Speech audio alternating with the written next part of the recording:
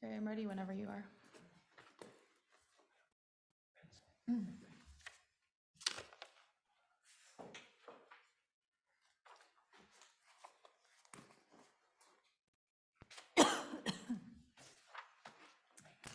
All right, we'll go ahead and call to order the December 7th Park Trails and Lakes Commission meeting. Jamie, do you want to do roll call?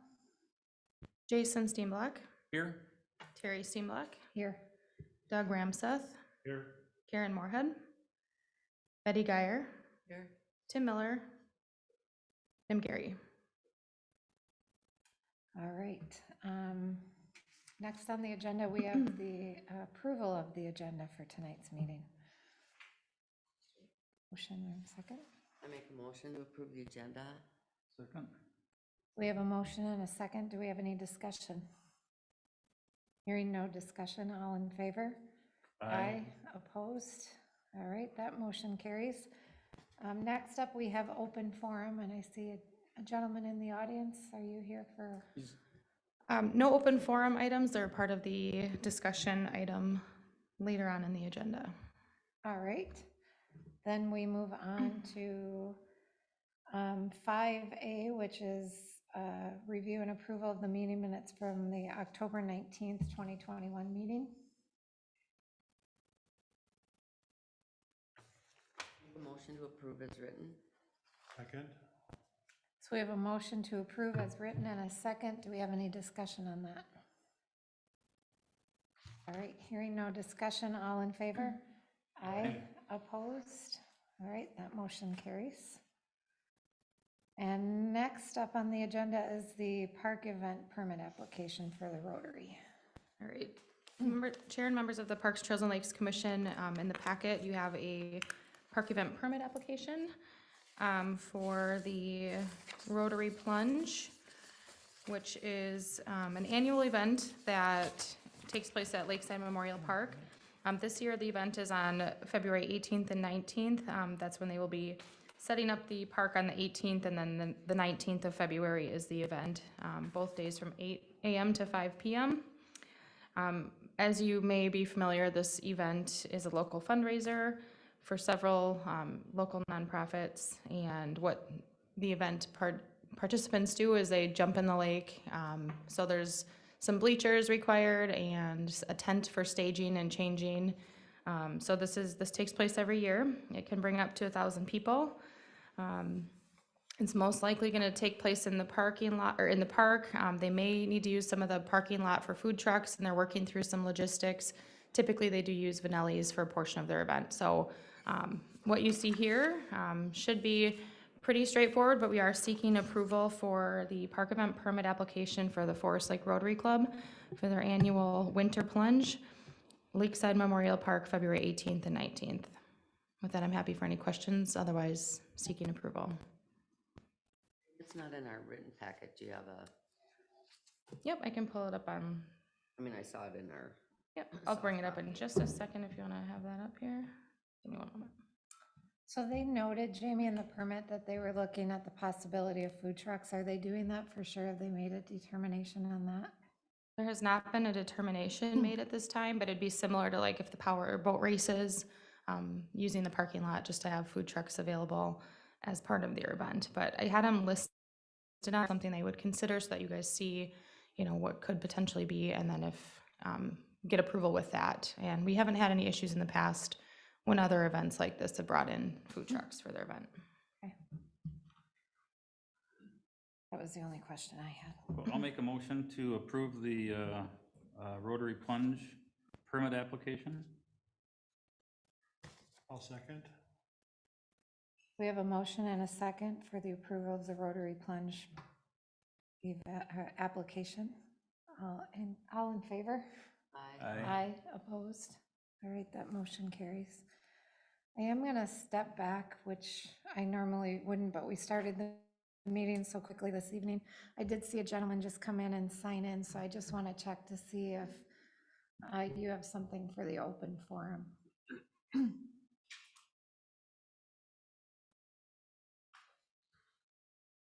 Thanks, Jeannie. All right, Mr. Moore, did you want to step up to the podium and we, You can go up to the right podium over there. and. Thank you. I've never been to a meeting like this before. Well, welcome. So, I guess what I'm here for is, I reside at 1445 Southeast Bay Drive in Forest Lake, which is the property that adjoins the Bayview Park. And this fall, I had, actually in the summertime, I had requested that some of the limbs be cut back from the trees that were separating the properties, because they were starting to get close to my garage, and they were actually doing damage to the roof of my garage. So I had asked if they could be trimmed back, and when the Public Works gentleman talked to me, he said, yeah, they could do it when they got a boom truck, and they got a boom truck this fall, and he came out, and I met with him out there, and when he looked at it, he saw that there was buckthorn and some elm trees, and it was not desirable trees or shrubs, but they've been there for many years, and they were a real nice natural break between the park and my property. Never had any issue with people cutting through my yard or anything. It was just a natural, good break. And instead of just trimming them back, they decided to take them all the way down. And I said, you know, that's really not what I want. I said, but they belong to the city. There's not anything I can say about it. But I made my wishes known that I just really wanted the limbs cut back. And but they went ahead and they took them down. And then I asked them what they planned to do to put something back there to have that natural break. And apparently there was nothing they wanted, or nothing had been planned to replace what they took out. And I'm wondering if there's anything that can be done to replace some shrubs, something to make a natural break again. And I've had several neighbors walk up and ask me why I did that. And I said, I didn't do it. I said, the city did it. And they said, why would they do that? And I said, well, I really don't know. I said, because they said it was an invasive species of type of shrub and tree, and they didn't want that in their park. But it hadn't seemed to be a problem for the last 25, 30 years since I've lived there. And so now I've got just a thoroughfare. Basically, it's hardly any, you know, my driveway and parking space for the park almost join. And I'm coming to the city to find out if the city is thinking of putting anything there to make another natural break between the residency and the park itself. I'm sorry that was, Excuse me? I said, I'm sorry that was unexpected and. Yeah, and it just seemed to, you know, it just seemed to happen like that. He came up and he decided that was an invasive species, and they don't like that in their parks, and I understand that, but it just didn't seem to be that big of an issue, other than the issue I had. So I guess it's be careful what you wish for type of thing with in my case. Okay. Amy, can we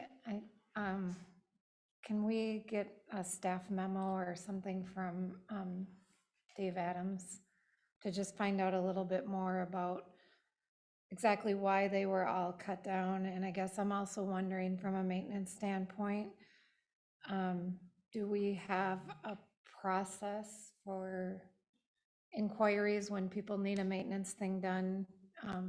How that process works, whether they're contacted and what the follow-up is? And then I guess I'm wondering if when they did cut those down, did they have any plans for replacing something there? And if not, can we ask in that memo to also provide us with some suggestions for what could potentially go there, and then what we would be looking at for a cost for that? Since we've created, I mean, to hear that something's been there for 25 to 30 years and now we've created kind of a thoroughfare. I think we need to do some due diligence and some follow-up on this. Yeah, and I think there are, I mean, just thinking what could go in there. I mean, a chain link fence could go in there, but that's really not what I would want, or I don't think it would be a good look for the neighborhood. Like some arborvitaes, some that grow 6 to 8 feet tall and grow together. I know those aren't cheap. I think something like that would really be nice, and they'd grow in relatively quickly compared to just maybe trying to get some trees or something to make that break. So those are just kind of some of the suggestions, and I just want to make it clear that I did not ask them to take the trees down. I only wanted the limbs that were causing problems with my garage. Okay. Thank you. Yeah. Thank you. So Thank you. Jamie, if you can get Thank you for coming. a staff memo on that, and then we can follow up on that, that would be great. Sounds good. Thank you. Thank you. Thank you for joining us. All right, I'm gonna move back to our regular agenda and the Clear Lake Park equipment purchase. Great. Give me 1 second.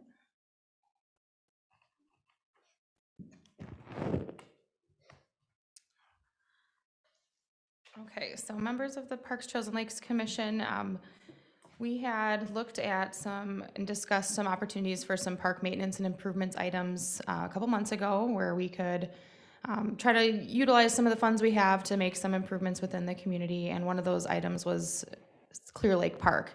If you recall, we had residents express came forward with some concerns about the current equipment at Clear Lake Park. It really services only like ages 0 to 3. I met with a rep out there on site and, had that confirmation that this really is only for ages 0 to 3. There's really not a lot that you can do at that park. So through that process, evaluated some options. One of the challenges with the equipment at Clear Lake Park was that there's an existing container space that we kind of are working with if we don't want to incur like a significant cost. So we wanted to stay within that area. So here are a couple of pictures just to refresh your memory on this project. There's this little structure here, again, that's for little kids to climb on, typically 0 to 3. We've got an ADA swing, a tot swing, and 2 belt swings, and then over here we have this rock and this climbing net. So in meeting with Little Tykes, who we worked with last year for Bay Park, we met on site, and through some consultation with them, they came up with a proposal that I think will work really well to enhance the play features at this park within budget for this year. So the concept is to remove this net and this rock. Those are items that Public Works, we'd schedule with them in the spring. They could come in and remove those items. Little Tykes is able to assist in that process, but it would require a little bit of Public Works staff time to do that. These items could be repurposed at another park to be determined, but so we won't have to waste them. But with the removal of these items, we would have the space to add a small structure, and I will pull that up here to kind of go through that with you. So here's a couple of renderings that they provided. Let me just zoom in so you can see this better. All right, so if we take out those items, the rock and the net, we could get in a little structure that would be for 5 to 12-year-olds and provide more play features. Kids love slides, so just even having a slide in that neighborhood is fun. There's some climbers, there's some other interactive, components. There's a drum, different things that they can do. We would keep the swing set. We would have to put in another toddler swing. And then we'd have the option of adding a little feature like this grasshopper, or we can do a stand-in spin, which I've seen and is really fun for kiddos as well. So just another view of the picture, there's some stairs to climb. So it does provide more play features, more than what's currently there. So I think it would be a nice improvement to this neighborhood park. With that being said, this could be ordered yet this year and installed in the spring. The cost for this, we'll go over together here, would be within budget that we do have available yet in 2021. The structure itself, the play builder, is $15,076. And then we could decide either on the grasshopper or the stand and spin. Personally, I think either would be great, but I know from other parks, Lino Lakes just did a new park with Little Tykes, and they had the stand and spin, and I know kids were just on that thing for 20 minutes straight. So I think, Stand and spin, and it's yeah, easy. and so something fun and simple. Like I said, we would need to swap out and put a toddler seat in there to the use zones that we have, so that would be something. The installation is $5,750. That cost would not be in our 2021 budget, so we would have to have that as a planned cost as part of our budgeting for 2022. Again, we have $50,000 annually for park improvements, so I think knowing that cost would go over to then, I think we still have plenty of budget for other items in 2022. So I know our goal and things we've identified in our strategic planning is starting to make improvements to these smaller neighborhood parks when we're able to, as we're waiting for funding and to plan for some of the bigger capital projects. So given this was, community request, something that accomplishes our goal of improving some of these other parks, I thought this was a good opportunity, and wanted to share this and an option tonight. If ready to move forward, we could seek approval to purchase the play builder with either the grasshopper or stand and spin and toddler seat with the 2021 budget. So with that, I'm happy to answer any questions you may have. Otherwise, this is an action item for this evening. I think this is a good opportunity for this park. The playground equipment that you've proposed here, I think meets the needs of the neighborhood. They have kind of a ton of small kids, and so right now there's not much to do there. But I think this would be a good addition to the park. Thank you. Any other comments? I'd agree with Doug too. It'd be a great addition to the parks that we have and to Clear Lake Park. May I speak about this? This is on 213th Street, I believe, right? Yes. Yeah, it's just down the block from where I live. I live on Fondant Avenue. Doug knows me, I think. Dave Rovang is my name. And I was surprised when they took out all that old equipment for the older kids to be able to play on, and this would be replacing that, and I would applaud that. We've got older kids now growing up in that neighborhood, a lot of small ones at the time, which was effective with the stuff that we have there now. But I've got older grandkids that come in, and they used to go to that all the time, and there's virtually nothing to do. So I'd applaud that if you guys would approve it. It would be great for our neighborhood. Thank you. I see a note here, because I was questioning the removal of the ADA swing. And so what's the option here? I can't see the whole. Let's see. Today there's an ADA swing, and in the new design, I didn't see an ADA swing. We would have to, I believe what we ended up with is we'd have to get rid of the ADA swing to meet the use zones. We would have to swap out, that's what it is. We would just have to relocate it. So I think we'd have to move where the ADA swing currently is positioned and switch that placement on the swing set. So, which would require us, I think, to purchase another toddler swing and get rid of a belt swing. Okay. And there's just different use zones, so like where we need to be compliant, and so it would just be relocating that. This does align with our strategy, to look at investing in some of these smaller parks. It does modernize it. The nice thing is that then we've kind of taken this one off the list, and we don't have to look at it again for several years. So strategically, it's allowing us to allocate our resources a little bit better. I think it looks nice. I noticed in there as well, because my pet peeve is that chopped up tires, is that in the new plan, it shows a better surface, but it also says that's not included in the cost. Good question. So the picture is just that, it's just a rendering that the company put together. The surfacing right now would remain the same, but it is part of a larger strategy and conversation that we have to have, because purchasing the shredded rubber mulch, we have to buy in bulk quantities. We can't just go and, like Bayview or Bay Park that have the engineered wood fiber chips. We can have a company go over to those parks and just blow in more wood chips when we need to. The rubber mulch, we need to buy in big sacks, and then we have Public Works bring that out. So it's part of the bigger strategy of starting to eliminate that from parks, and that, given that this is a smaller park, I think that's a good conversation to have. Maybe we can, as part of this project, remove this mulch here, or the rubber, reallocate that to a different park to top off another park that has that, and then maybe we just blow in some wood chips here. So it's not included in what I'm presenting today or the cost or anything, but wood chips aren't significantly expensive, that we could look at that as an improvement for in 2022. But I also think purchasing this equipment is a great idea.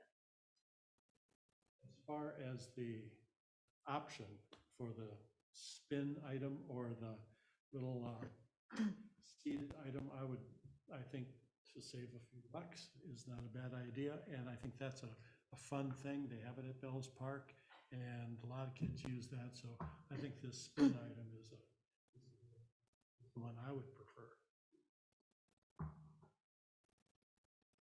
I make a motion that we move forward with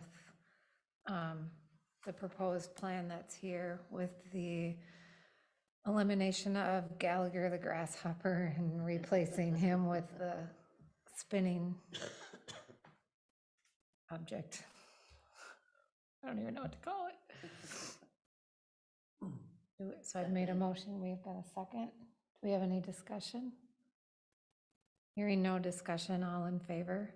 Aye. Aye. Opposed? All right, so that motion carries. All right, so that concludes the action items. Now we're on to 6A, which is the Veterans Memorial Concept Plan. All right, so Chair and members of the Parks, Trails, and Lakes Commission, as mentioned, we are moving now to the discussion items, which are more of a workshop format. So we do have a couple guests here today who are going to speak momentarily on the Veterans Memorial Concept Plan review. And just as a reminder, we have the Veterans Memorial Program down at Lakeside Memorial Park. Over the years, have been selling pavers for downtown, and the city is the fiscal agent in that. So my involvement is helping collect the paver orders, and then we deposit those funds into the bank, and I work with Ron Miller here on processing those orders. And every Memorial Day and Veterans Day, those pavers are then dedicated into the park, and then Ron goes and installs them. So part of this, the fundraising effort has been to build a memorial site there of some sort, and the initial concept was a water feature with right in that general area. And through the years, the conversation shifted a little bit, and I'll let Ron take it over here in a minute. But they've been working with a committee to we have a committee and have talked about maybe going away from the water feature for several reasons, and have gotten to a point with a new concept. So I'll let Ron talk about that here shortly. We did have a preliminary meeting with city staff, so Public Works and our city engineer, regarding the logistics of infrastructure and placement of everything, so that has been cleared.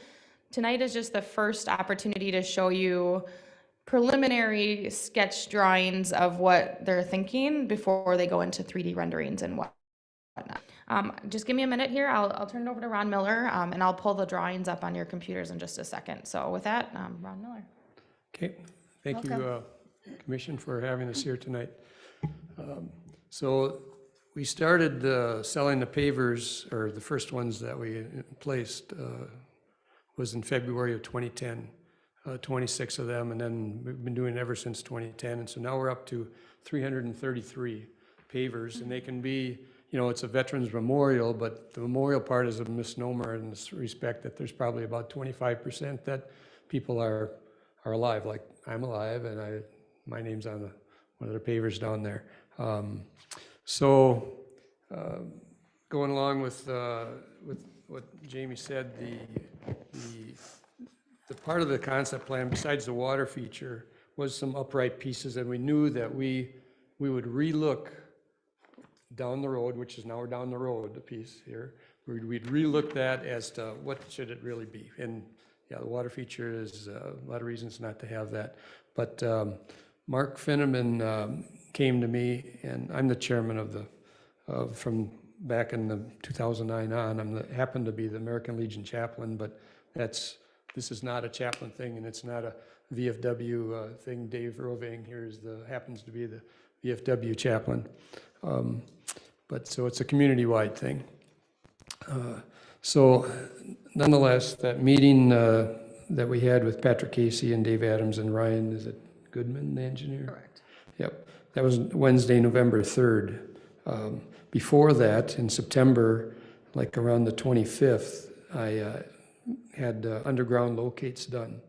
And one of the things that we found, well, we knew it was there, but exactly where it is and et cetera, is the one issue that we have. Most things are near the top, like telephone lines and whatever, and they can be easily circumvented. The sewer is down low enough, and so that won't be an issue, because we're planning on having a concept is to have instead of with a lot of footings down below, it would be self-sustaining or whatever, down a few feet. So it'd be floating on top of all those. And I mean, you think about the soil that's there, it's not the greatest soil to try and do footings or whatever anyway. So the sewer goes through there to the building restaurant, or the restrooms, I mean, and that's fine. It's down low enough, and we'll be bridging over the top of all that. But there's a water valve that comes right into the area and goes off to the, so it comes from basically the Broadway Ave roundabout area straight towards the lake, does a 90-degree turn to the south and goes to the buildings over there. There's apartments or townhomes, whatever they are, just south. And that valve is a real old valve, for one thing. So we talked about, working around it so that, okay, sometime in the future, we could take care of that somehow by moving some of the veterans pieces. We also talked about a better plan, which is coming in there and circumvent it about, maybe 40 or 50 feet before that, put in a 45-degree angle, and instead of it being a 90, now you cut the corner. And so you put a new valve over here outside of where the Veteran Memorial spot is, come across that 45, get another 45, still goes on down, and it's, I don't know what size it is, but they're talking, say 6-inch or whatever, something relatively big, and doing that ahead of time. And that's what, out of that meeting in November 3rd that we came out with, that seems like the better way to go. So that's the underground piece. And what we're looking at, the committee now is, besides Dave, myself, Jamie has been on it for years, ever since she's been on the, in her position here.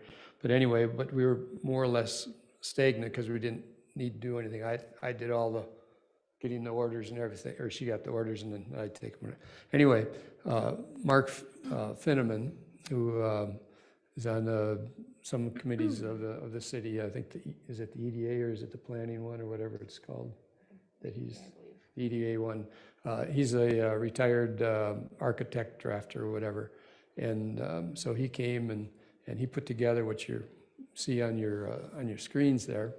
And so him and Gary Lee, and then Dave and I and Bob Detmer and Jamie are the main part of the committee at this point. So we decided, Mark took our ideas and his ideas and whatever and got it down to what you see here. And he can't be here today. I wished he could, but what Jamie put in your packet, I'm gonna read that. So Mark says, I believe we as a committee are in agreement on the basic function plan and concept and geometry of the components. What is dangerous about presenting to a city commission at this stage of concept is how literally you all react to the components that are only in a study stage. He wants me to make sure that you understand that the next step of design development will be where the elements will be modeled and then final imagery determined, so the 3D parts. Construction methods studied and first construction budgets estimated. That will all be the next step. So we're in the study stage. This greater detail will then be presented for your consideration here at the Parks, Trails, and Lakes before any next steps are undertaken. The design development conclusions will also form the graphic tools that will be used to inform the public, submit for grant support and other forms of funding, promote sales of commemorative pavers continuing, and then secure interim city approvals. We understand that the final stage of design, the construction documents and competitive bid process will likely be on hold until appropriate funding is secured. And then I'd add on to that one of the funding places that we want to hopefully secure is through Bob Detmer as a state representative. There's a legislative legacy funds that we can apply for, but we need to know the cost and then design and all that stuff before we really submit for it. But we can have it approved, but we don't necessarily have to get our share of that, whether it's a third or a 50% or whatever of the overall cost. We can still get the legacy funds approved, even though we don't have enough money on our side. And then when we do have enough money and we go to the construction side, then the legacy funds that have been approved, the year before or months before or 2 years before, whatever, would be released. Okay, so the design narrative. The site is dedicated to this Veterans Memorial as one of the most dramatic locations in the city for the presentation of significant public art. Honoring the veterans that have fought for our freedoms is a noble mission that has great public support. Combining these two notions, and you have a catalyst and focus for park visitation. Now I'm going to go off the script a second here, because one of the things that was discussed on that November 3rd meeting was, well, why do you want it right there? Why don't we put it, some other place so it wouldn't be over that valve, for instance? And when you think about it, well, one of the options would be where that the Christmas tree lighting tree is right now. But if you put it there, think of all the kids that would be going to that turnaround and trying to get across the street, that turnaround and whatever. I mean, this part is a whole lot safer, and you got the bathrooms right there and the parking also. And when you look at it as a view, when the Christmas tree isn't in the way anyway, there's that great view from going down Broadway, and when you're on Lake Street and you look in it's going to be a kind of a primary thing to look at the park, and I would say it's an important thing to look at because it's Lakeside Memorial Park. So going on with this, the concept continues the dedication of personalized pavers. There's 333 now, but elevates them off the walking level and raised platforms. So right now they're at ground level. And there are some people that's kind of a stumbling block to them, so to speak, in the sense that they think it's desecrated or whatever. So Mark is going with their thoughts and having it up. So whether it be a foot up or whatever, but the pavers would be in a raised area, not that you'd actually walk on them. And if we can put the cursor on that. Well, no, go back to the other one. Okay. So this area right here would be 1/3 of it. This area over here would be another third of it. It's about 8 feet wide and about a foot high or so above ground. And then this part here would be ground level around this centerpiece. And then the third spot for pavers more in the future, the first two would be, maybe a third full or a half full just by what we have now. So anyway, as a future part, it would be filling those up, 2 up, and then this one up here. Okay, so that's that part. Elevates them off the walking level and raised platforms and expansive enough for future. The 3 platforms Platforms are curvilinear and orient around a circular interior walking visiting space that is centered by a round and elevated podium for a fine arts sculpture. The thing would be in the right in the middle, right in the middle there. This piece right in here. So that one would be tall, whether it be 25 feet or 20 feet or 30 feet, whatever. Anyway, that's a tall piece, and we've got to decide, what that would be, whether it's one thought that we'll look at thoughts in a second. Anyway, centered there, elevated podium for a fine arts sculpture, that's what I'm talking about. That will be in the core focus of all else in the memorial. Then on the sides would be 6 sentinels, he calls them, circling the perimeter. So that would be like this one here, this one here, that one there, that one there, that one there, that one there. So there's 6 of them. And we used to have 5 military services, and now that we have Space Force, we have 6.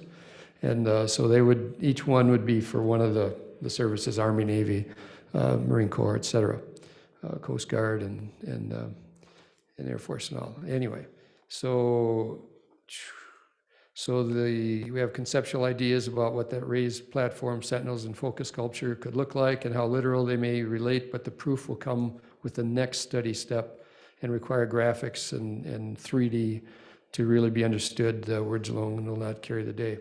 We're seeking discussion and your approval on the functional concept so that we may undertake further study. We thought, before we do a 3D thing, we ought to look and see if the commission here is on the same sheet of music, or how do we need to adjust whatever, because obviously you all need to approve it, and then eventually, the city council is going to approve it or disapprove, whatever. So that's where we're at. Do you want to go over this too? Okay, here's the next, Can we go back before we go Okay. forward? Help me really understand where this is.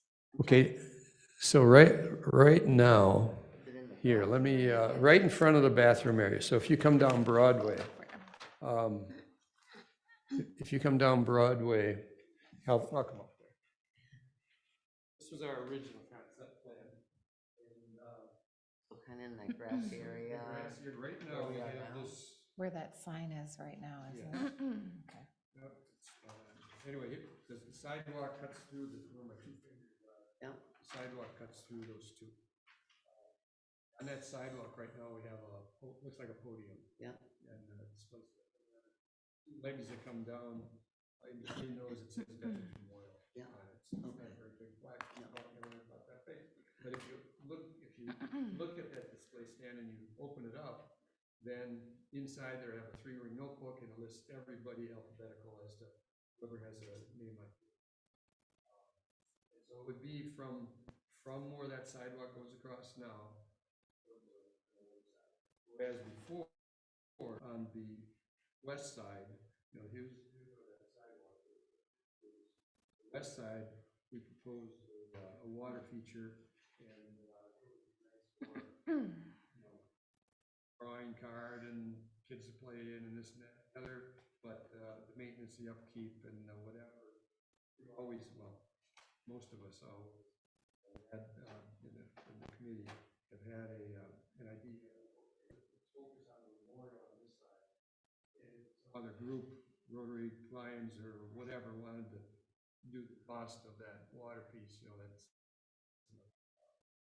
So, and with this concept plan, we are still within. Oh, you see it. Before you see the bathrooms. Yeah. If you have. Can we get him back on mic? Is that okay? Okay, sure. Thank you. That And way- while you guys transition back to your seats, I did also pull up the aerial Sorry, view that way we of can the hear. park so you can see it on here as well. Here are the current pavers. Yep. And right now, there's that circle of 6 flag, or 5 flags, I think. Yeah, 5 flag. Anyway, the US flag is over here, and then the state flag and the VFW and American Legion and POW, or POWs under the American. So we'd move the American Legion, the US flag would be moved from that location into the center. And just a little bit forward to the center. But the other ones would stay right where they're at. Those flags that are there now, they'll be in the same place. And then those sentinels, those 6 sentinels for the 6 services, they would all be just in front of that, kind of just where the grass. So that actually that semicircle of sidewalk will still be there. And whether we take it out and put in a new sidewalk, but essentially where it is right now, because the flagpoles are staying where they're at and all, and you can see that on the other. Thank you. Yeah, so if you want to go back to the other one, and another We're question. gonna, Some of the, could you put that back? Yep, let me know. Some of the original pavers Mhm. are located on that walkway. Yes, on the lake side of the walkway is the 333, yes. So those are going to be moved? They'll be, yes, they will be picked up, and then when we do the construction, and then when we put them back down, we'd put them in those semicircle areas that are raised up. Because today, some of them are underwater, sometimes when it rains. I Yeah, can't find my father's because I think the grass is going over it. At yeah, any rate, I think that's a good idea. Yeah. So, and I appreciate you bringing this up because the drawing, Mr. Finneman's drawing, appreciate his work, but I can't tell where it is. yes. So, this is very good. Mhm. Okay, should we go to the next concept drawing then? Okay, yeah, let's look at the other kinds. I think the next one is, yep, so the one on the right side, the one that has a 18-inch circle there, that one is, this over here. That one is what the 6 sentinels would look like, so the Army, Navy, Marines, et cetera, would be something like this, and in this circle would be, say, the symbol for that circle, Marine Corps or the Navy, they have a symbol. I happen to be Army, Dave is Air Force, and so we'd be, make sure that those are looking really sharp. No, anyway. So the side, to the right of that, this is a side view. So it's relatively narrow, like where that symbol is, a symbol here that says 18-inch, and then you go over, that's where that is there. So it would be, whether it be metallic, whatever, but anyway, it would be out of the concept right now is out of a metal, and then that circle, and it'd be pointed toward each one of them would be slanted in towards the middle, towards that center, big centerpiece. So the centerpiece here's a look as to one possibility is having the kind of like a rock wall or a steel wall. So out of the services, nice shiny, person comes in and does that. But the other part, the center one, would be more like war and a battle damage or whatever. But then on top of that, one option concept is putting a couple of eagles. So out of that grows a root, like a root does out of chaos or out of a battleground. And so yes, you still got the eagles, we still got the U.S. Flying high and symbolism as far as somehow a war, and that's just what Mark and us came with so far. There might be a better idea in that center, but that centerpiece is like say like 25 feet or 20 or whatever feet tall. Over here on the right, that's indicative of what the pavers would be. So they'd be up a bit. It shows 18 inches there on that one, and that's where the pavers would be in those different. And then there'd also be going back to the other page.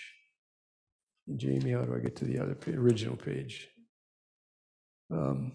There'd also be some around this outer side, so here's where the cursor is the pavers, and then just outside of that circle, semicircle of pavers, where these service ones are, that would be grassy bushes, living, more park looking. On that one there, and also the one on the kind of the northeast side would be the same thing. And that would sort of transition into the park. So you've got the pavers, the green space, and then the original semicircle with the flags, the organization flags and the state flag and whatever be around that outside, on the outside part where they are currently today. So it would still be within that area of what we had talked about concept years ago. Is it the same footprint? Yes, it'd be the same.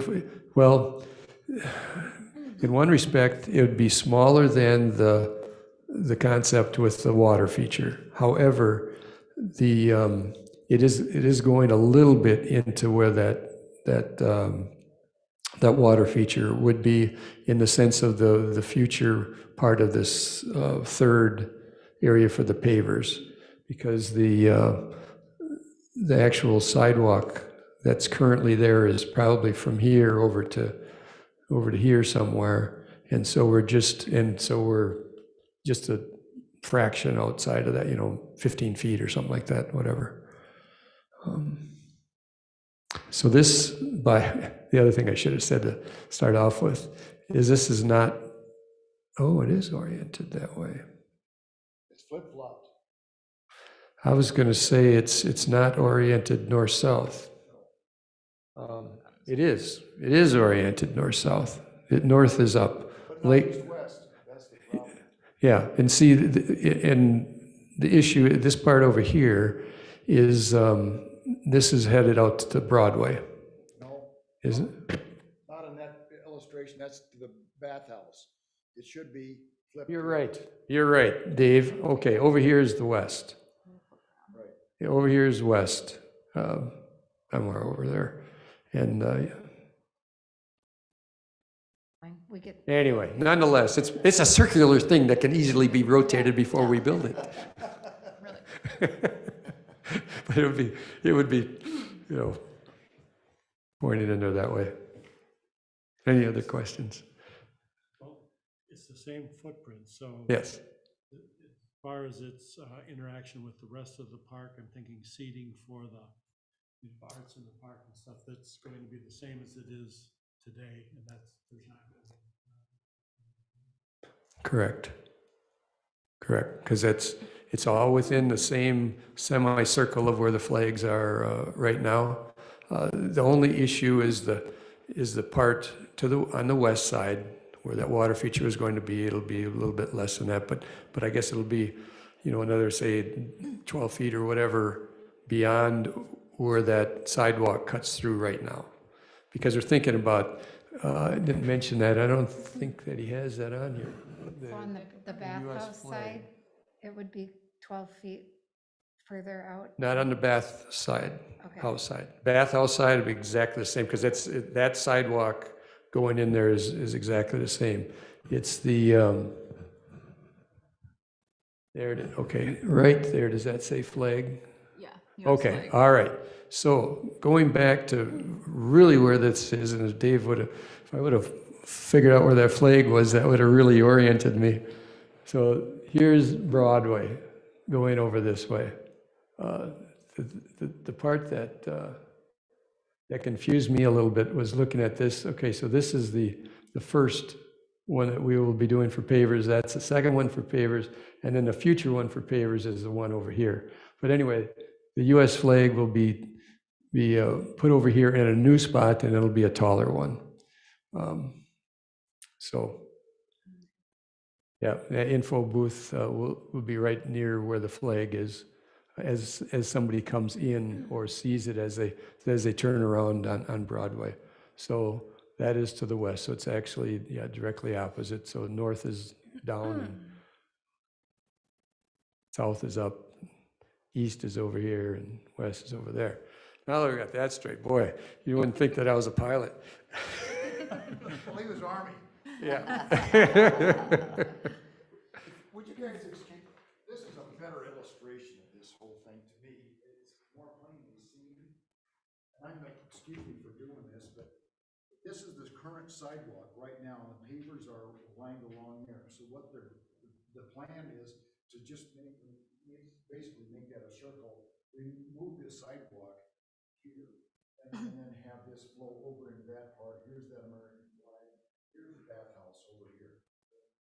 And then here's the water that we're talking about. This way. But as you can see, this is a better illustration. That one's hard to see. Look at that. It's hard to scan. So, anyway. Thank you. Thank you. Thank you, Dave. Sorry, Ron. No, that's, No, That's that's good. helpful. It is a little, harder to see on a scanned version than a real copy, so.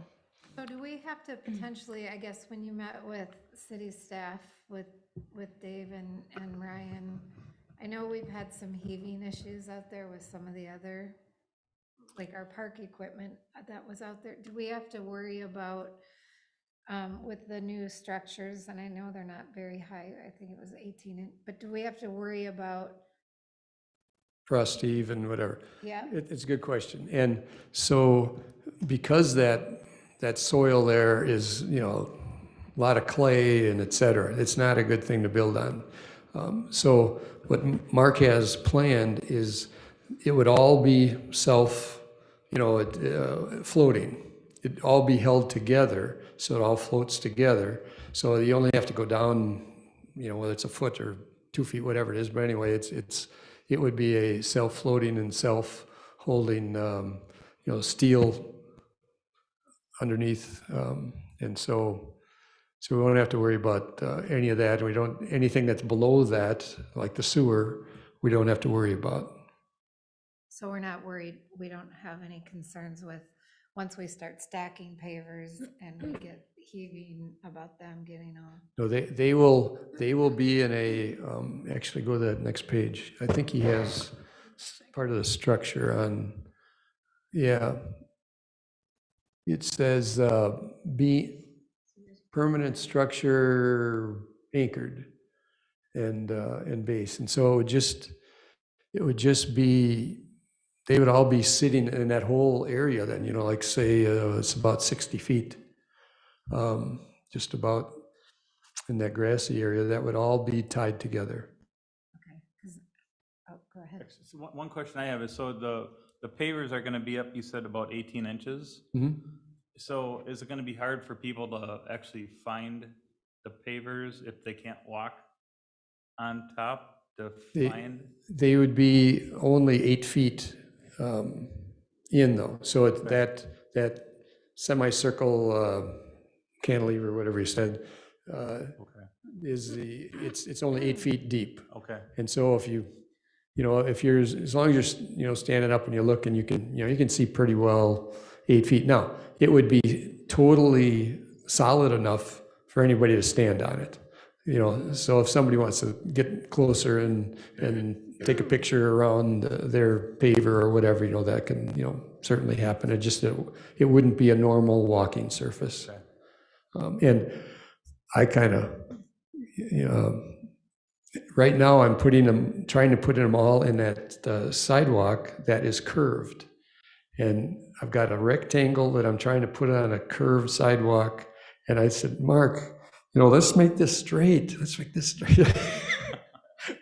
No, the looks of it being all concentric and whatever, the looks over ease is going to be there. So what it'll be a rectangular pavers. We've got the 16-inch by 8-inch ones. There's the large, and they're for $300. And then the 8-inch by 4-inch is $150, and they're 3 inches thick granite. And so those will be the same, at least we intend on those being the same. But what we'll have to do is when I put in that and I put in another rectangle next to it, there will be a filler material that'll be flush on the top. And so we can always, take them up, because they'll be sitting on that steel or whatever it is, and then they can be moved or whatever if need be. How do the existing veterans feel about this concept? Because this is really a place to honor and remember our veterans. And so how do you feel about this concept? Do you want to?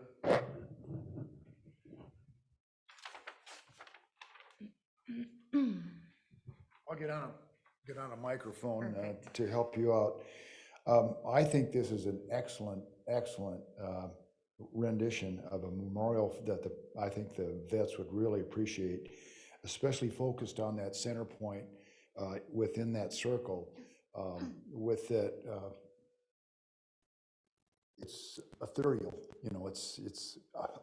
I think it's just outstanding. And to your question as well, you can, right now, depending on the landscaping on the backside, you can actually look from the backside. So it might be only, 3 feet, before you see that, so that you don't always only have to look from the inside of that circle at the pavers, but the backside. Yeah, and the big deal, of course, is going to be financing, and we're going to have to do some financing. We have to go out and get pledges from people and within our own organization as well as Ron's Legion organization to make this thing happen. And so it's going to be a collaborative thing. Any more questions for me? So are the pavers flat or angled? Well, we've discussed that, and flat. We've decided on flat. We thought about maybe angling them a little bit, but then that would prohibit you from the backside seeing them as well if you want to do it that way.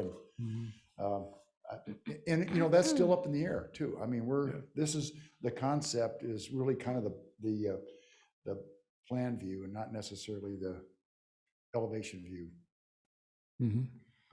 Yeah, and I think just a quick comment too, just kind of looking back a little bit, there was the water feature for this that was, the initial concept for so long, and fundraising takes some time, so we've been moving along with that. And then just as group within I think it was just pre-COVID, 2019, we kind of regathered to see how can we update that. So the Parks Commission did see the water feature plan and had some comments about the maintenance concerns and such. So, this is just an effort to revitalize that concept to get something that would work well for everybody.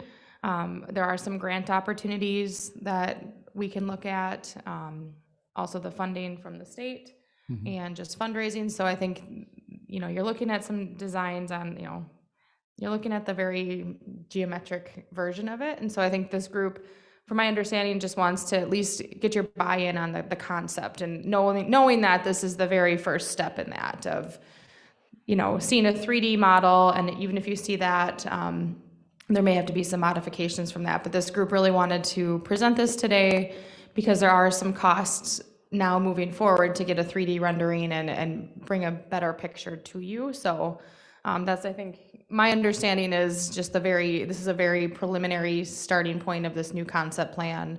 Wanted to get your input. And if you are, liking this general idea, the location, we do have to keep in mind, and I've made it, we've talked about it, that the city is doing the downtown revitalization planning right now. So this concept could still carry forward even if something should shift down the road with placement. There's a lot of unknowns with that, but focusing on the overall concept of what was presented tonight. So this is a process, and I think Mark knows that this isn't going to be a quick thing, but we want to get to work through this process so we can get to that final design to then start seeking more funding through grants and other sources. So The other piece of my part of what Dave said as far as what veterans consider and like about it is that it is first of all, it's Lakeside Memorial Park, and so it's the memorial part, and that where it is now, that is a prime spot for seeing it. It's a prime spot for Forest Lake, and to show off the concern for veterans and all. So we really like that spot where it is, and can be, veterans will be proud of it. I have one last question. Are we looking at additional,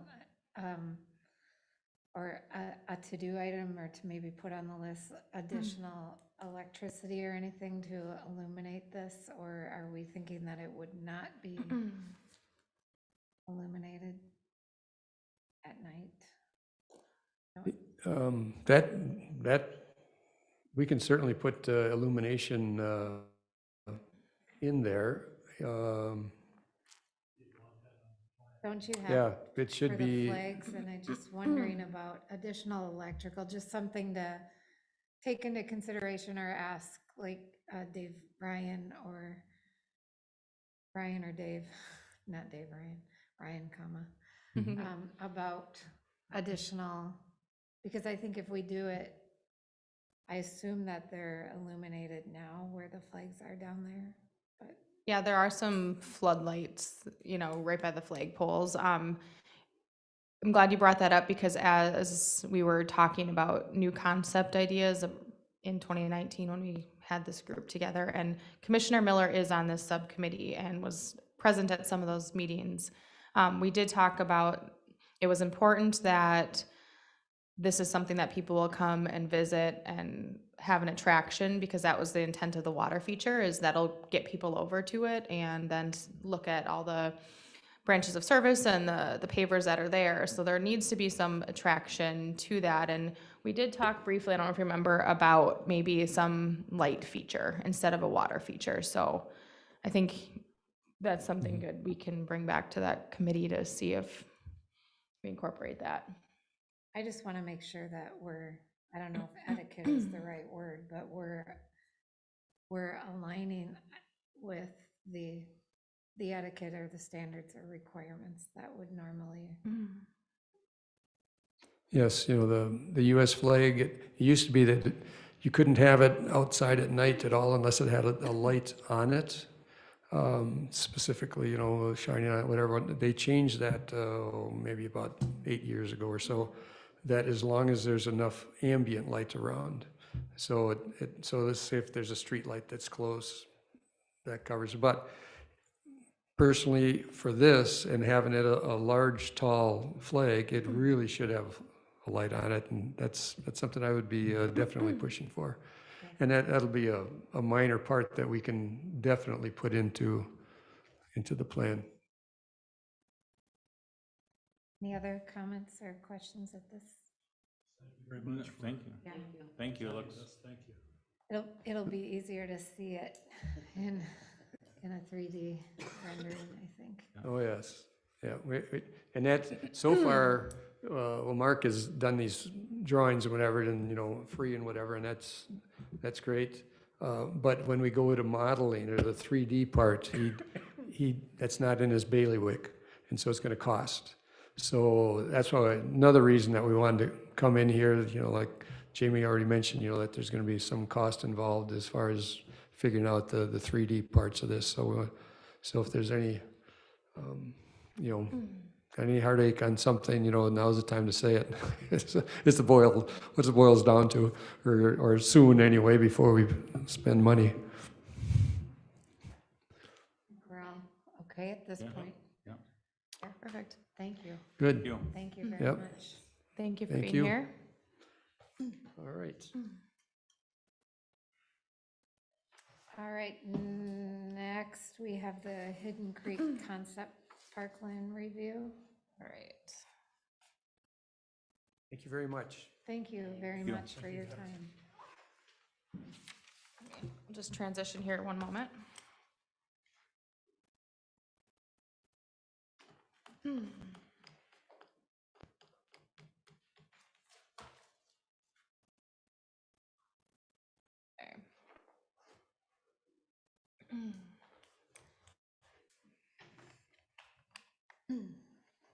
Okay. So the next discussion item tonight is the Hidden Creek Concept Plan Review, Parkland Review, and I did include in your packet a memo from our interim zoning administrator right now, Nathan First, and Tonight, we're looking at, this is just a discussion item where we're at a point with this project to start thinking about park amenities for this project. And so as you see outlined here, this is a project we've talked about many times, and Parkland was something that we were interested in. So Nathan provided more detail in this concept, in this memo tonight that outlines the acreage that we'd be considering for this project and about how much that would include as a cash payment as well. So this would be a land plus cash scenario with the Parkland dedication. Just as a reminder, this is gotta zoom out here. This is the project that we're discussing. And for tonight, it's just discussion, and we are gonna still have our December 21st meeting. So if there's information that if we're not, if we need additional information for our 21st meeting, but they really wanted to start getting some feedback on park amenities and what this would look like. Let me pull this up here. Well, while you're pulling that up, can I ask why they're wanting to do park amenities? Because I went back and so we've talked about this on April 21st of 2020, November 10th of 2020, December 15th of 2020, and now it's December 7th of 2021. And when I went back and looked at all of the conversations, I really want to make sure that this addresses the concerns that were brought forward by the commission throughout the course of these meetings. But then at our last meeting on this, we had talked about doing kind of a 50-50, kind of a land and cash option for this. And when I looked at this memo, I thought that it said that, thought it said something about the builder wanting to, city permit, the developer to make, where is it? No, I can't find it. Wanting to do essentially the land and the equipment is how I read it, but. So feedback on this, yeah. But I Are might you be looking at the confused. staff memo from Nathan or from? So Nathan included an updated memo that he provided, and then it looks like he also did include a previous memo from Donovan Hart, who was our zoning administrator. So there's two different staff memos. One's dated December 1st of 2021 from Nathan first, and then there's also one from April 16th of 2021 from Donovan Hart. So Nathan's concept plan or memo here talks about the acreage of parkland that we would get. So this project shows about 3 acres for a prospective park, and that would leave a gap of 2.9 acres. And so that calculation is included for that 2.9 acres. So that would be about $153,601 of cash for this project as well. So as they're continuing on with this, this was brought to us as to provide feedback to the developer as to which kind of park or park features would most benefit residents in this area. And so if there's any, discussion or thoughts tonight on park amenities, otherwise, if there's any action items, and bring this back to discuss again in a couple weeks. If there's certain things that you want to look at, if it's the master plan, the 2040 comp plan, and see how that all aligns, because I think we do have a lot of big picture planning to do and to determine the park amenities for this project right now, I think might be, difficult to have solid information on, but I did want to bring it forward since it was addressed to us for this, so. Jamie, could you put the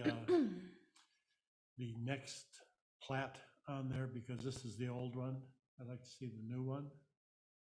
Let's see. There we go. And you go there, okay. So it shows now, I think, either move that, the water that crosses the whole park there, or the whole development, I think they must have moved that up a little bit to include, because previously there was parkland above the water. Now there's all the parkland is contained under the water. And this was supposed to be a park that is then subsequently joined Right. with the development that may or may not be developed underneath this to the south. Correct. So it's kind of a, long, narrow park. So my question is, do we put something in this park? Or do you wait for 10 years before the next piece is developed? I would think there needs to be something in there now, and that's what they're proposing is for their $150,000, which could give you, I don't think you could spend all of that in that little piece of. You could, I mean, you could certainly spend it, just depends on what we want that to look like, and, I think part of it's part of the bigger strategic planning on what amenities we have in, current parks, and what are some of the other, going back to our list of all the community input items, what are we missing? I know like the dog park thing keeps coming up.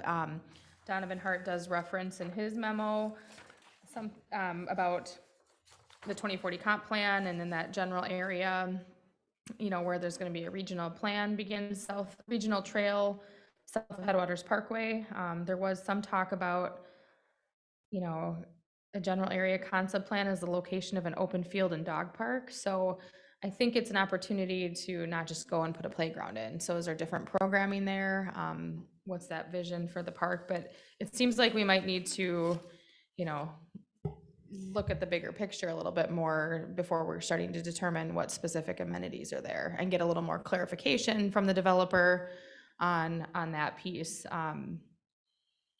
Well, where we left it on December 15th, and Doug, you're consistent because you asked a similar question back then, so kudos.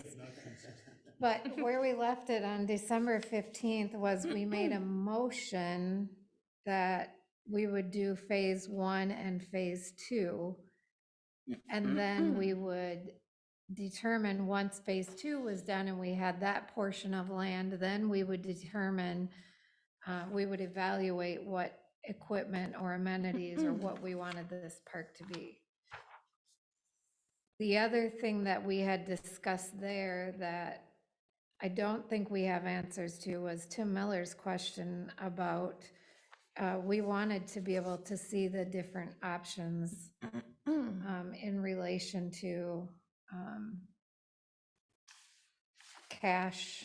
If we just took the cash, so if we just took the cash on this, I think it would be, well, the latest memo has 125 on there, so it would be $312,500 if we just took the cash, I think. But the other question was, if we took land, we wanted to see what that concept looked like on it, and I think this is what we're seeing as a final concept at this point. But I guess I have more questions than I have answers at this point, because it's right next to a stormwater area. So are we going to have, how deep is that gonna be? And are we gonna have children potentially playing right next to a stormwater area? I don't understand how they came to the figure on the calculation on the 153,601. So I wanted to know what that actual calculation was that got to that particular figure. And then we also had some concerns about the trail. So what was the determination on the final trail? Because I know originally the conversation was that it was going to be a grassy trail similar to what Stillwater had. But I know both Commissioner Moorhead and Commissioner Miller had concerns about that. So is it still a grassy trail, or?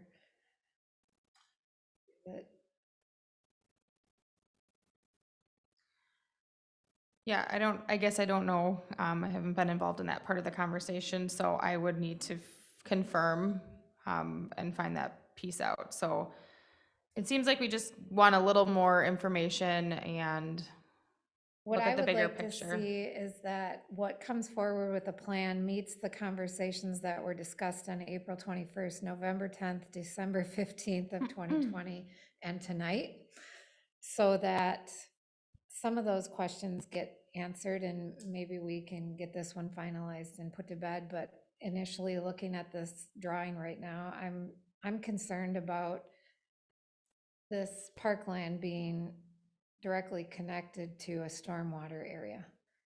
I mean, the original council had that issue with the Y, and they made them put a fence around the Y. So why is this any different here? I guess this to me is a concern, and I'd like to know more about that. I'd like to make sure that Commissioner Moorhead and Commissioner Miller's feedback from April 21st, 2020 as to how the trail is gonna be made up, what it's gonna be made of, and how it's not gonna be,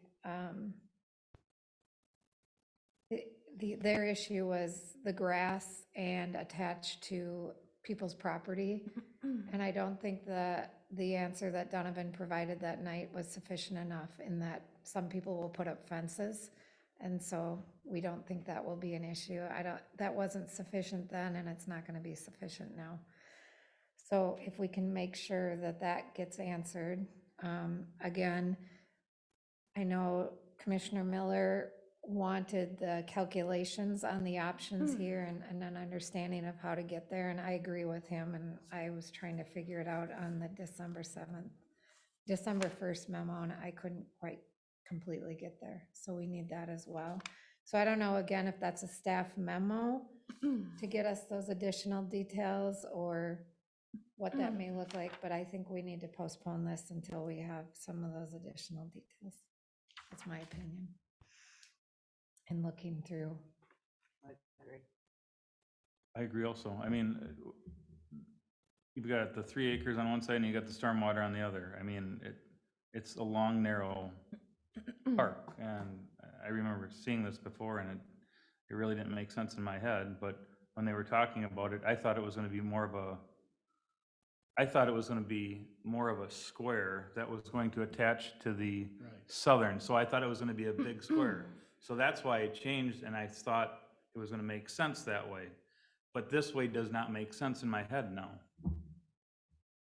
Well, I can get some more information. I'm not, like I said, I have not spoken with the developer on this, so I will connect with Nathan and other city staff just to get a little more clarification on this and gather some information for the 21st so we can evaluate it better. Were you able to catch all that I rattled off, or do you need? I got most of it, and I'll be able to catch it back, or I can have you email that over. The if other I need Wasn't it. piece it that one? is the number of lots has changed over each version, so we're now at 125.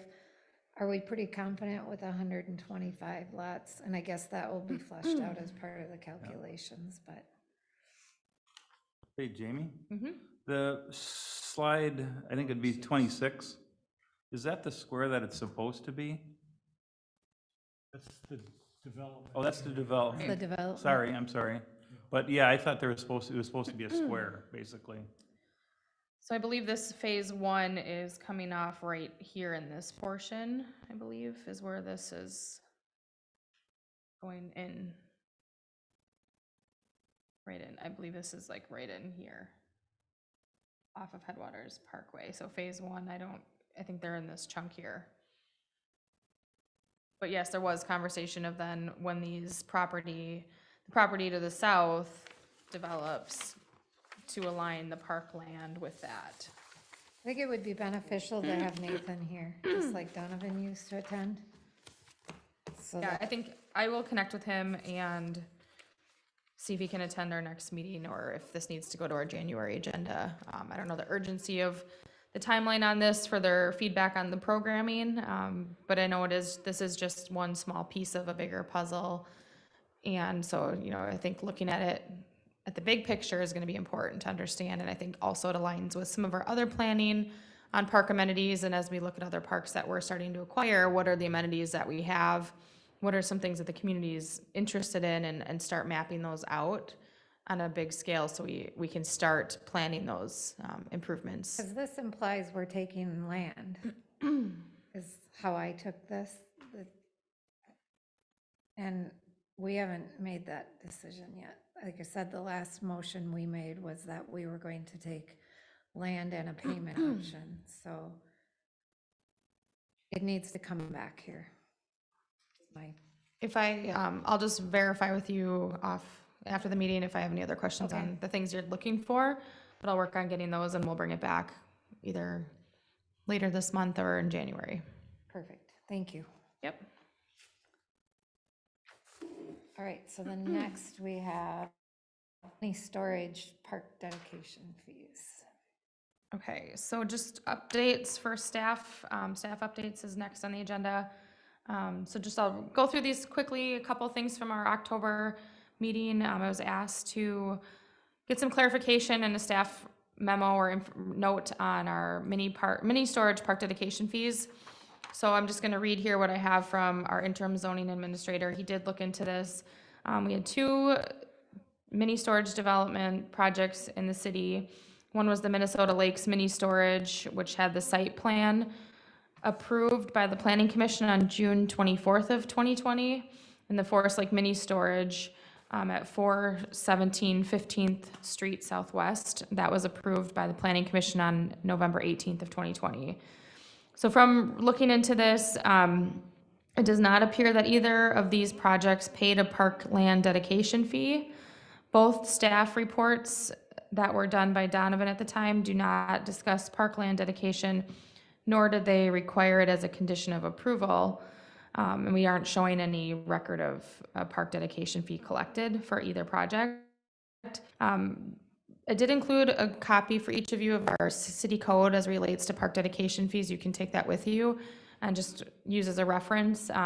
Nathan did note that parkland dedication is required at the time of subdivision, so not necessarily at the time of the development. So this could have been collected previously when the land was subdivided, and so wasn't due at the time of the actual construction of these mini storage projects.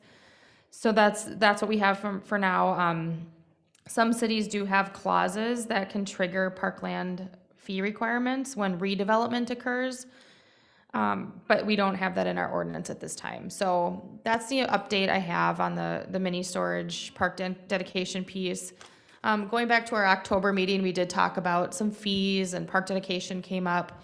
We did talk a little bit about our city code, and I think, Chair Steenblock mentioned that it's important to learn and understand this so that we need to determine if we need to implement change and how we would, what that change would look like. So I think the whole park dedication fees and the city code with that might be a good topic to bring back to further clarify and understand that our city code is clear. Does it need any updating?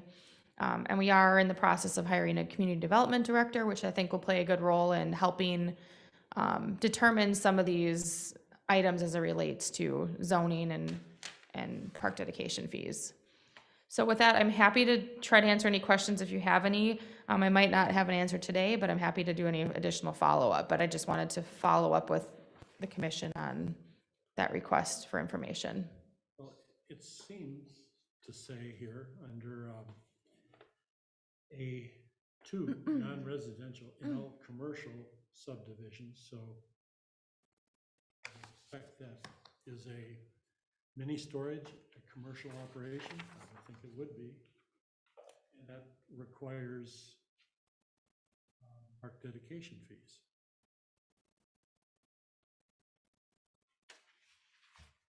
And To me, the, it seems that way. the other thing that I had sent an email to Donovan,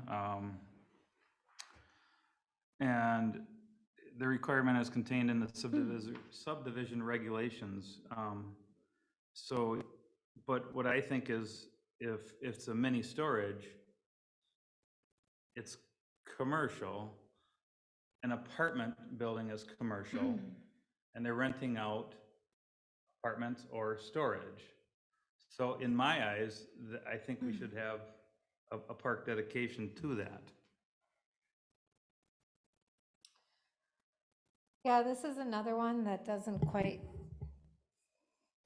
meet our needs, because we asked for something in writing. This is another one where, again, this is an educational opportunity for us as a commission to try to understand this. If we're not going to get fees, why not? And how we update the code on this. I did pull, I mean, I can see in the 3503, the fees for development projects, the commercial / industrial zone areas, and what the fee base is there under chapter 35. But then looking at 152,091, it does highlight, again, some of the commercial and industrial subdivisions. So I guess what we originally asked for, I think, is what we need again. So we had originally asked for a staff memo that would advise us where within the code it says that mini storage would be excluded from park dedication fees.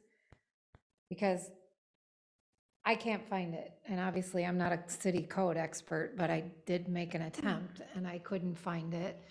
And this, it's not gonna go away. We're gonna keep asking because, as Commissioner Steenblock mentioned, an apartment building has different units that are rented, and we're getting fees for apartment buildings.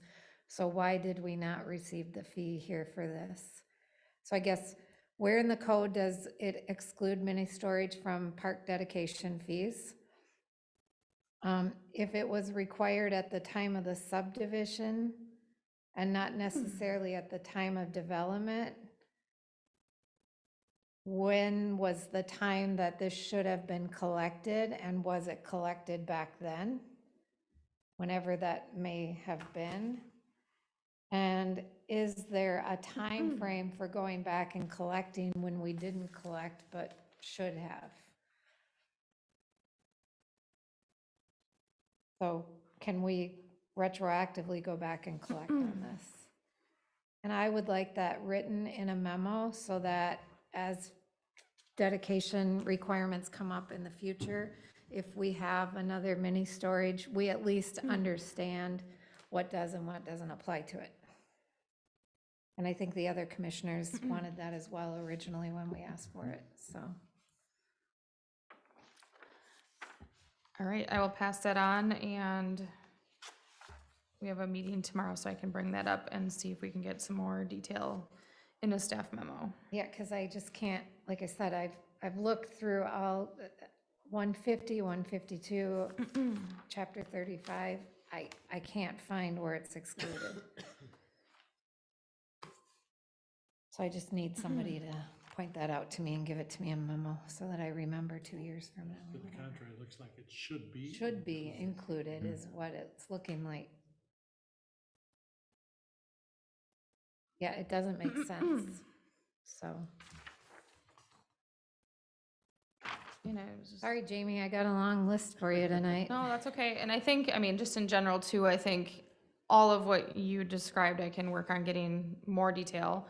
But it looks like this city code was last updated in May of 2006 is what I see on the top of this here. And just see, one portion of it, maybe, you know, one ordinance 594 was updated in 2010. But for the most part, this looks pretty old and outdated. So I feel like, you know, maybe a lot has changed since then. And I think it would be good to look at and compare it to other communities. And I think, again, that would fall more into our community development director when they get hired on and get up and running.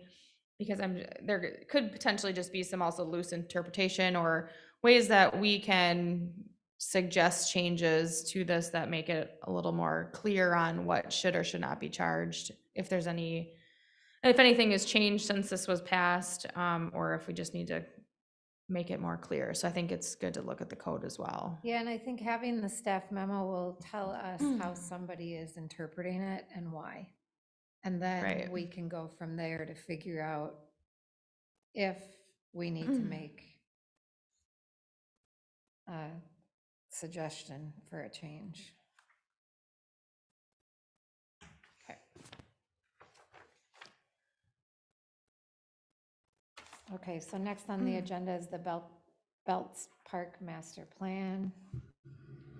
All right, so this is again, just quick staff update. So when we met in October, we went through an updated concept plan.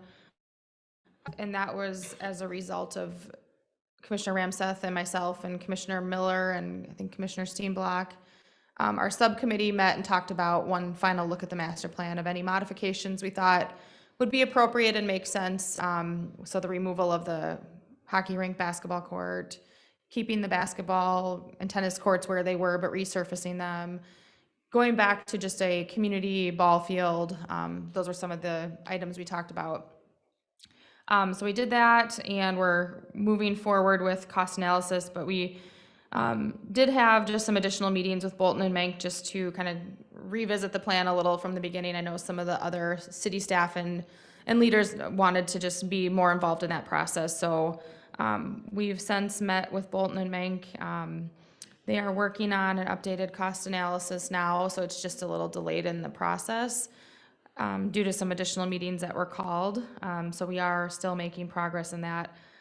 I believe our January meeting is when we're gonna see the updated cost analysis, and I will keep the commission updated as I have more information on that timeline. But just an update that we did have to put the pause button on just for a minute to kind of get some other staff involved in the process and have some other meetings with Bolton and Mank, so. So the concept plan as we saw it is still what we're working with? For the most part, yes, it is. The only thing that's being looked at, is there's some interest in the baseball field instead of just not irrigating it and having it be a community field. Looking at what the specifications would be, if that would be like a 9 and 10 and under field with irrigation and a field that would be available for games and have it be an improved field. So we're just talking with Bolton and Mank on those specifications to see if that's even feasible, if a actual game-sized field would fit there. Why are we talking with Bolton Mink about that? No. So I'm frustrated because we were very clear in the October meeting. We had a sub-team that met and made recommendations, brought it back to us as a larger group. We agreed on that plan based on the fact that, well, years of conversations here and survey summaries, that what we had for that plan was what we all agreed upon. And so our next step was at that November meeting, we were gonna look at this cost. So why are we reevaluating the plan to put a field improvement there when this commission, it isn't something that this commission asked for? And nobody came back and consulted with this commission as to whether or not we had an interest in that.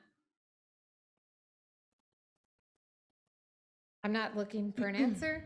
I'm just Going on the record. going on the record, I guess. I'm slightly frustrated because I think it's disrespectful to the subcommittee that we asked to look at this and work on this. We spent a lot of time and effort, came up with something that we felt met the needs. Again, this is a neighborhood park, defined as a neighborhood park. And now there's additional meetings that are happening to revisit the plan, and you're not even including the subcommittee unless you guys have been included and haven't said anything. No. So I guess I don't understand why this is stalled out and why we haven't moved forward. If we're looking at field improvements, so if you go to Belts and I walk by it every day when the weather is nice, and that is very much a pickup game field. If we turn it into something more than that, then we're back to organizations wanting to reserve that field, and we've eliminated a pickup field when we already have ball fields designated for reservations both at Fenway and Cooling Camp. I'm disappointed that this is being reevaluated without it coming to the commission first and asking for our input. And I'm not looking for a response, I'm just, I would clarify though, I mean, it is pickup games a lot, but there are a lot of practices held there. A lot of the elementary school games are played there. But I would worry as well if we really wanted to make this a true field that could be rented, is then you gotta start talking parking again. I mean, Well, that's the thing, I mean, there's already it's terrible already just tight for already. T-ball But games. the other thing is, we have more land over at Fenway that we did a land swap on. That land is sitting vacant there for the next ball field to go into. And that's where we were supposed to have all of our Fenway, where all the ball players are supposed to go and rent stuff out. Now we're over here at Belts. I mean, that's why we did the land swap. Yeah, and I think, the one other thing, just that, Commissioner Guyer brings up parking, it was noticed that we didn't have parking accounted for in the concept plan.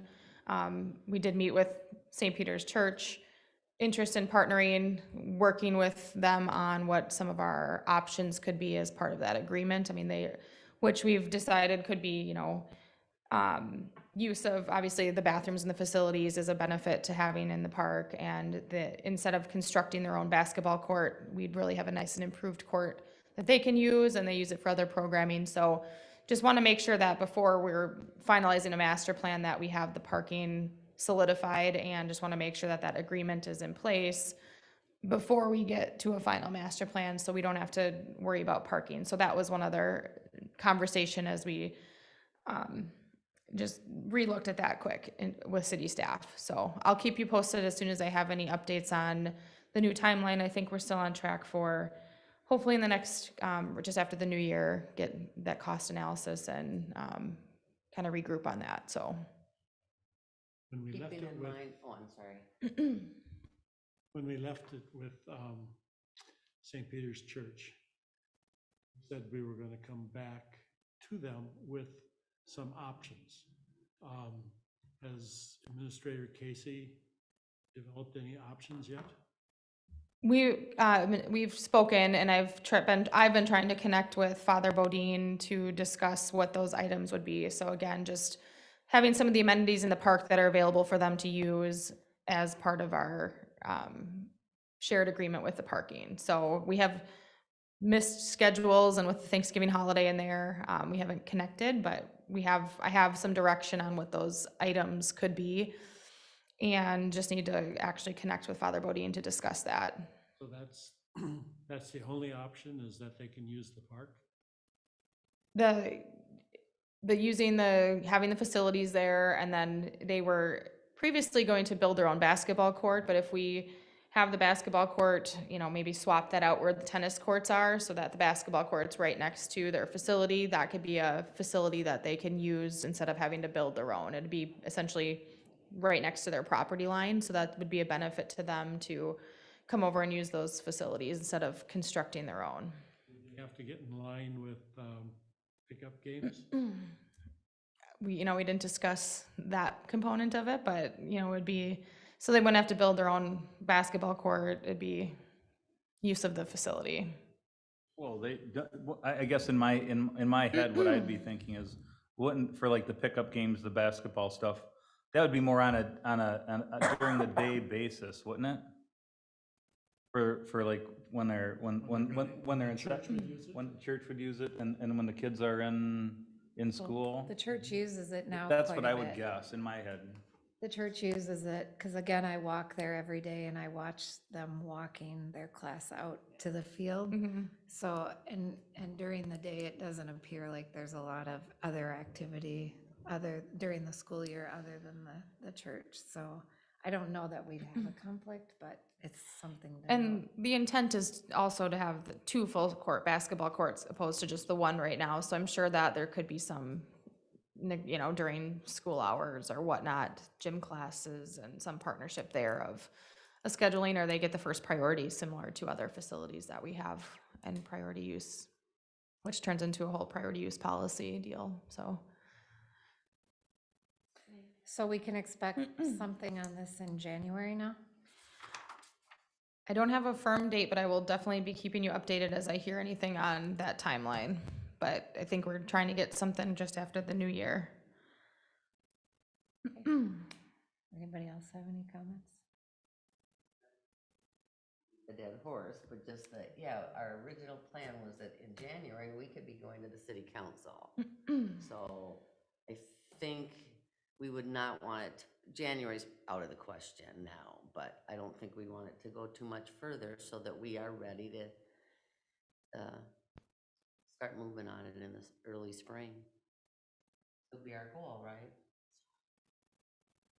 Yeah, we have to think about funding with this as well. Yeah. So, I mean, we have a lot of work to do with it to get it ready for that, so. Thank you, Jamie. You're welcome. I'm gonna make one other request on this one. If there is additional meetings to talk about revising the plan between now and January, I think the subcommittee should be brought into those conversations. Oh. All right. Okay, moving on, Castlewood. Again, this is just a quick staff update. I know people maybe have been getting questions from people in the community of where we at with the construction of the clubhouse. What I can tell you today is construction has started. Started last week, and I don't have the end date of when that'll be complete, but construction of the clubhouse has started, and I would suspect that will be complete by the spring. But I just wanted to at least let you know that it's being constructed. And people, if you have any questions, I would probably direct them to our Public Works Director, Dave Adams. He's overseeing the construction process of this. So, I don't have a depth of knowledge on the timeline or anything like that, but it has started, so it's progress. And I will be providing a more thorough update. I'm gonna do a year-end park review at our meeting in December 21st. So if I'll try to get Castlewood will be on there of how the season went and a good report from that. And then if I have any other timeline or information on the clubhouse, I'm happy to share it at that time as well.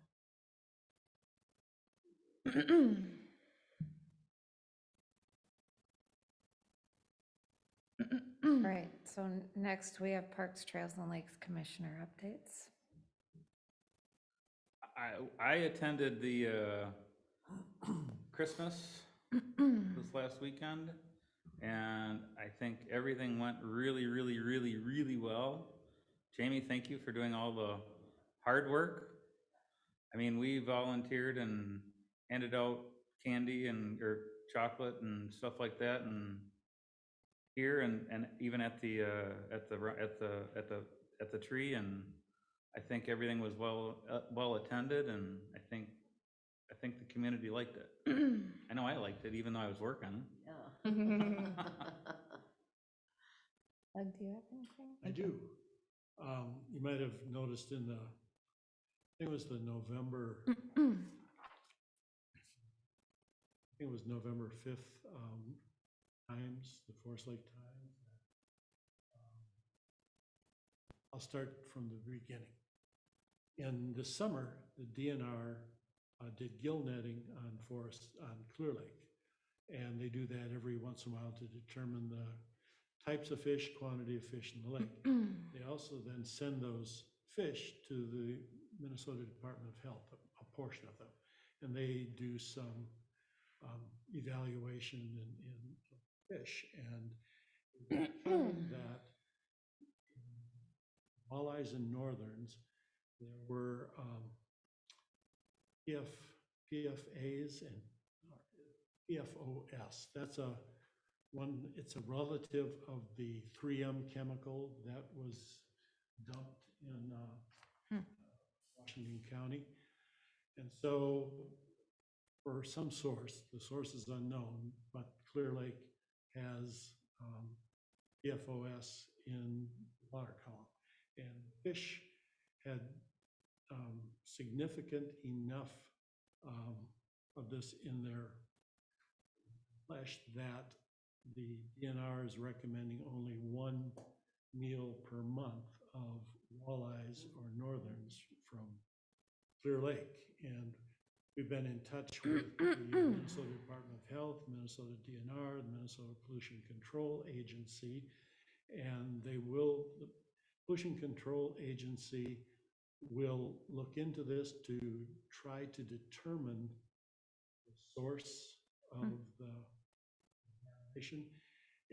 It's found in everything, you know, your nonstick pans, anything that it's used on, you know, making carpets stain proof. It's used in waterproofing. It's in firefighting foam. It's a very useful chemical, but it's a forever chemical. It doesn't break down in the environment. It lasts forever. And walleyes and northerns are at the top of the food chain, so it shows up in them more than it would in panfish. Panfish, they've said you could eat 1 meal a week. So there was concern that all of the houses around Clear Lake are on private wells. And so there's concern about private, that these wells could potentially be contaminated. It's very difficult. To test them, it's expensive and hard to find somebody who will do it. And so the Lake Association has been in contact with a variety of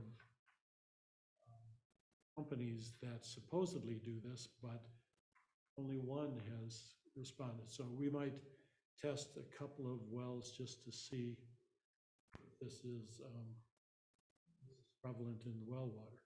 But at any rate, one of our lakes has been contaminated by a chemical that the association is working on. Scary. Oh, one thing I said is that there's no harm in anybody swimming in it. You'd have to drink volumes of water over an extended period, over years, in order for the minute amounts that are in the lake to have any effect on humans. It's just that fish, they eat other fish and they continue to accumulate this. Bad for fish. They assured us that there's no concern for swimming and recreational use of the lake.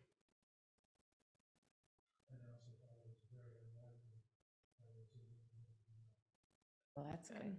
That's good. Well, thank you for the update. Thank you. Oh. I do have one thing. I actually have a request for the December 21st meeting. And I just kind of feel like this is an opportunity for us to clarify a few things.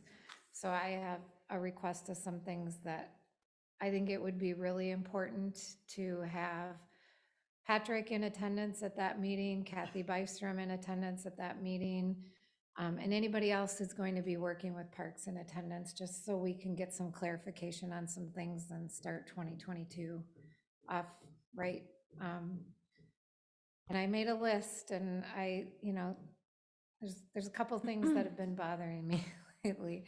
So I think the status of Belts Park and what's being done there, as we already talked about, I think that needs to come back here.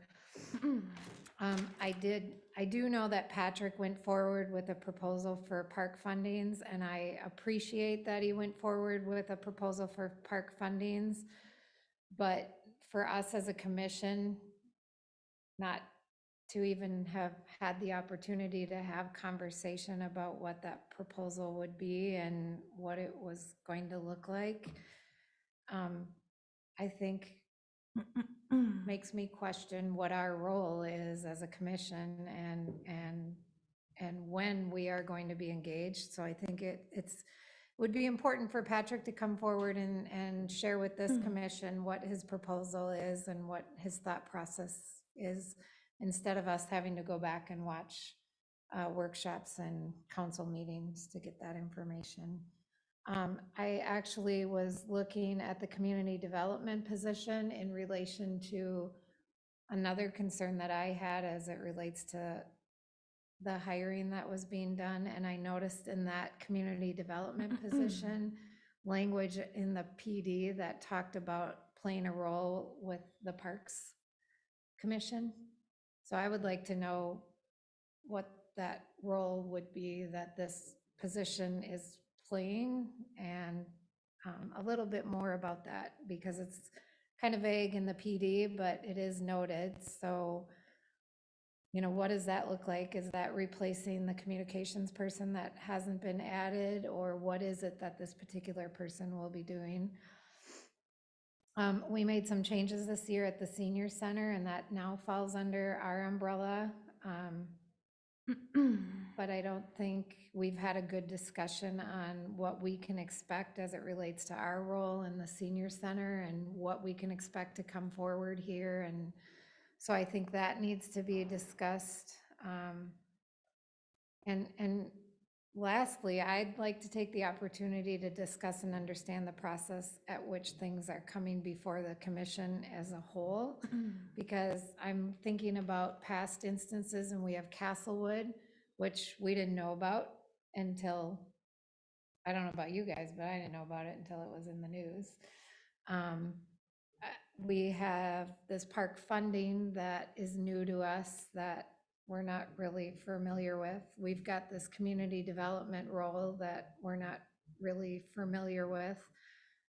We're adding additional staff to some of this work as it relates to Belts Park that we're really not familiar with.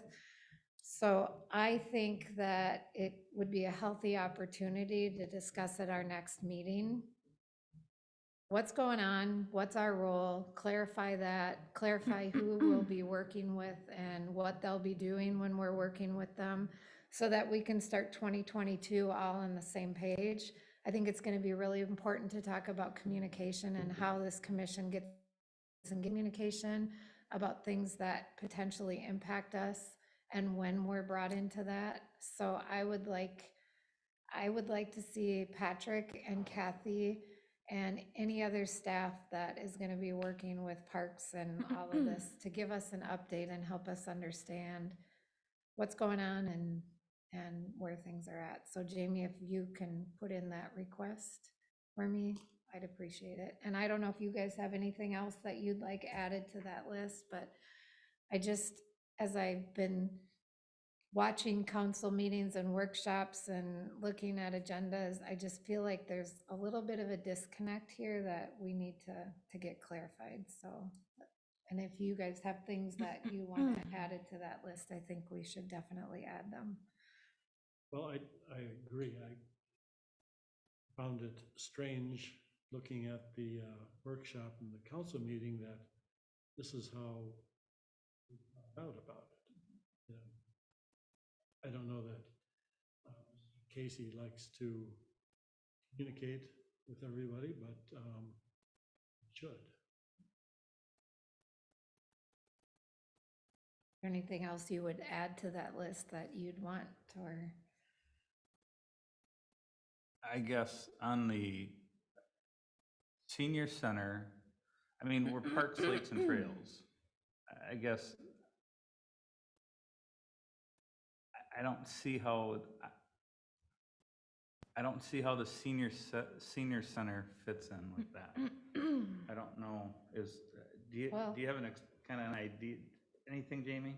We voted on the agreement for that, but we never had any further discussion as to how it fit in and what our role would be. And I think that's what we need to get clarification on.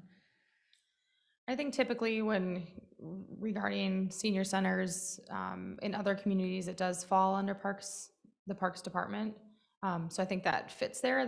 There is, excuse me, there is rooms we can rent at the senior center. We do have that in our fee schedule. We do have a senior center coordinator, Jill Green, who's doing a great job with all the programming, luncheons, all of that piece to it, but there is still a budgeting administrative piece. And an opportunity, I think. So it does have a natural fit falling into parks departments, just, you know, I think they're still transitioning into what that looks like and the Parks Commission's role in that. I think, you know, I think that's what you're seeking clarification on. But is there anything you want to add to that? Okay. That'll be a full meeting. Okay, so yeah, if you can work on inviting those people, and if you need a copy of my list here, I can provide that to you offline too. And there may be more at the time of that meeting, but there's a disconnect someplace here, and I just need to understand what our role is and what that's gonna look like, so. I can do that. Mhm. Great. Does anybody have anything else, or do we have a motion to adjourn? Move we adjourn. Second. All right, all in favor? Aye. All right, motion approved. Thank you. Thank you.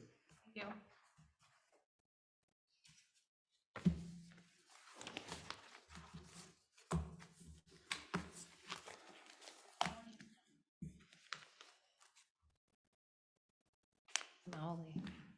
Hmm? Maoli. What's new, right?